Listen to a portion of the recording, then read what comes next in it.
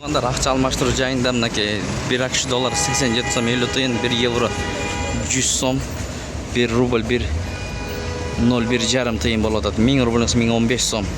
Сатып алсаңыз 1000 рубль 1030 сом экен. Тенге 0.18-6. Туугандар, ассаламу алейкум, урматтуу курс валют көрөрмандары, каналыбыздын көрүүчүлөрү, саламатсыздарбы?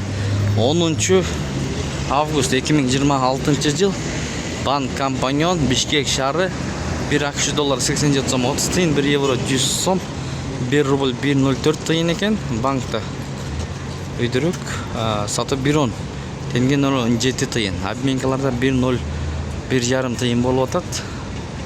Орусиядан салынган рубль болсо, ошол 1.04 аласыздар, ушундай курс менен. Мындай колуңузда болуп кирип банкка 1.04-төн аласыздарбы десеңиздер, 1.04-төн албайт. Туугандар, Бишкек шаарынан партнер нефть бензиндин баасын билебиз.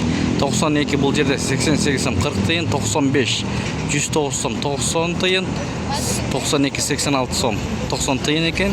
Солярка 101 сом 40 тыйын. Дагы бир солярка 99 сом 90 тыйын. Бишкек май куюучу жай.